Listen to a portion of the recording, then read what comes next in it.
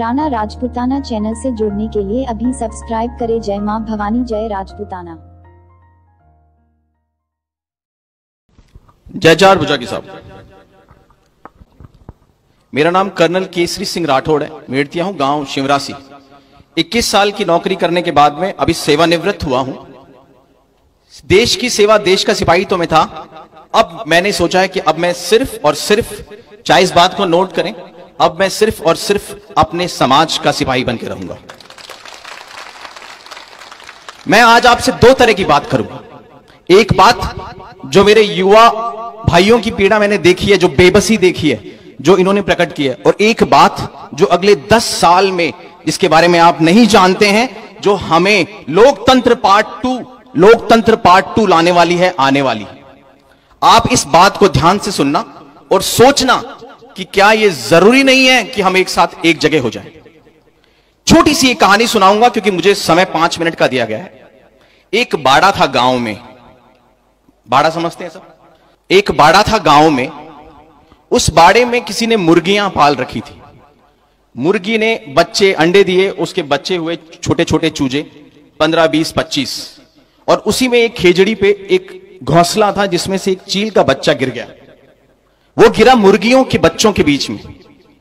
मुर्गी का बच्चा अंडे से निकलते ही उछल के खड़ा हो जाता है, सुंदर लगता है और ची ची ची करता हुआ पीछे पीछे भागता है। देखा है सबने? चील के बच्चे को बड़े होने में समय लगता है। चील का बच्चा छोटा होता है तो सुंदर नहीं होता। चील के बच्चे के हाथ पांव में उतनी जान नहीं होती। वो चील का बच्चा अपने आप को उन मुर्गियों के बच्चों के बराबर समझने लग गया, जो आजकल मेरे युवा समझते हैं अपने आप को उन मुर्गियों के बच्चों के बराबर। वो चील का बच्चा ये महसूस करने लग गया कि मैं भी मुर्गी हूं, और गई गुजरी मुर्गी हूं, जो उन मुर्गियों के बच्चों के साथ साथ जो उसकी तौहीन करते थे कि देख, तुझसे तो चला भी नहीं जाता, तेरे तो पंख भी नहीं है, तू तो पीछे पीछे घिसट के आ रहा है। ये दुर्दशा मेरे उन युवाओं की है जो अभी मैं देखता हूं। फिर क्या हुआ? समय गुजरता गया, वो चील का बच्चा बड़ा होता गया, पंख आए, मगर मेंटली टूट चुका था वो। जो मकराना में हम टूट चुके हैं, मेंटली टूट चुका था वो। उसको लगता था मैं तो मुर्गी हूं, और मैं तो एक अजीब सी मुर्गी हूं।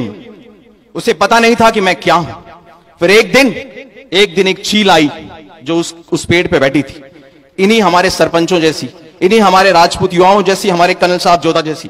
जिसने पहचाना उसे बोला, अरे भाई, अरे बेटा, तू ये नहीं है जो इनके साथ है, तू अपने आप को पहचान। नहीं पहचान पाया, देखा ही नहीं था कभी उसने। फिर जब उसने उसको समझाया, उड़ के दिखाया और एक हाथ खोल के झापड़ मारना सिखाया, तब उसे समझ में आया वो क्या है। और जिस दिन उस चील के बच्चे ने अपने पंख खोले और एक झपीड़ मारी, तो आप सोच सकते हो उन मुर्गियों के साथ में क्या हुआ। तो मेरे चील के बच्चों, मुर्गियों के बीच पड़ के अपने आप को मुर्गी मत समझने लग जाना। ये जो चीलें उड़ रही है ना छोटी छोटी जगह पे, इनसे शिक्षा लो। अभी समय आ गया है, हमें झापड़ मारना है। अब क्या झापड़ मारना है, मैं आपसे वो टेक्निकल बात करूंगा।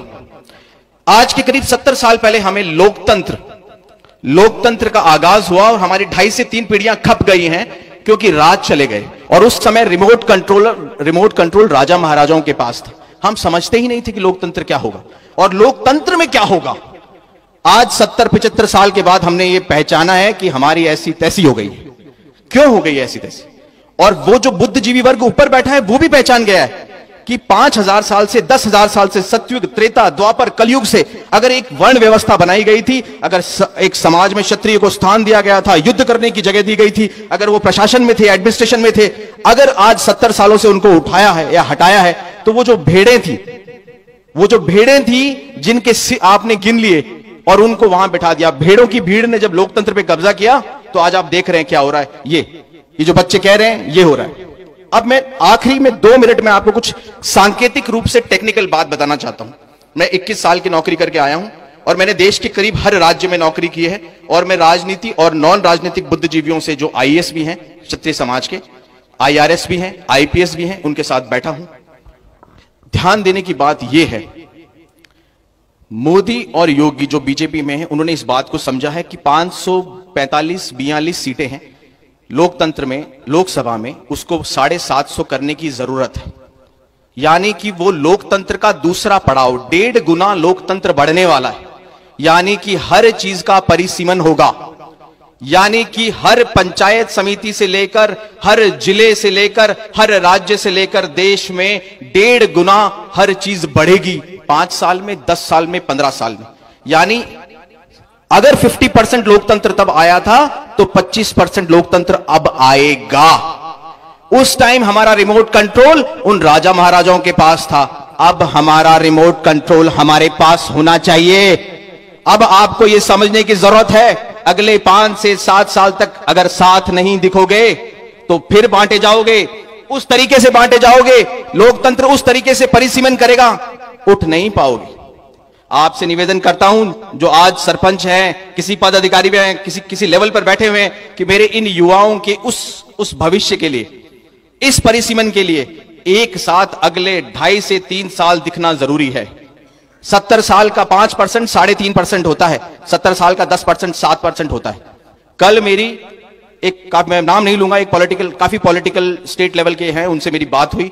उन्होंने कहा कर्नल साहब विश्वास रखो, अगर साथ भी दिख जाओगे ना राजपूत, क्योंकि राजपूत एक ऐसी शक्ति है जिसको संयोजित करना आसान है, उसका आप नेतृत्व करना बहुत मुश्किल है।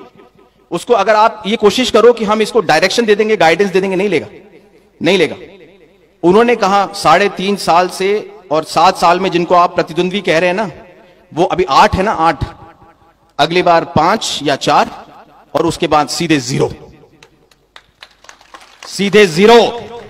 उसके बीच में नहीं रुकना है। इसलिए मैं आपसे निवेदन करूंगा, 1 अंदर देखो, 2 अपने चील के बच्चे जो मुर्गियों के बीच हैं उनको शक्ति दो, जरूरी है, आप लोग दे सकते हैं।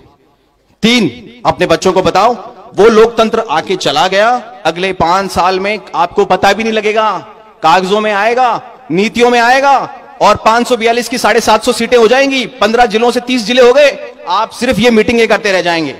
समझाओ, गांव के बच्चों को समझाओ समीकरण क्या होते हैं, बदलाव आएगा, मुझे तो विश्वास है। इसीलिए मैं अब आज से अगले 5 साल, 10 साल, 15 साल, जब तक मैं जीऊंगा, मैं समाज का सेवक बनकर रहूंगा। 4 बुझा राणा राजपूताना चैनल से जुड़ने के लिए अभी सब्सक्राइब करें। जय मां भवानी, जय राजपूताना।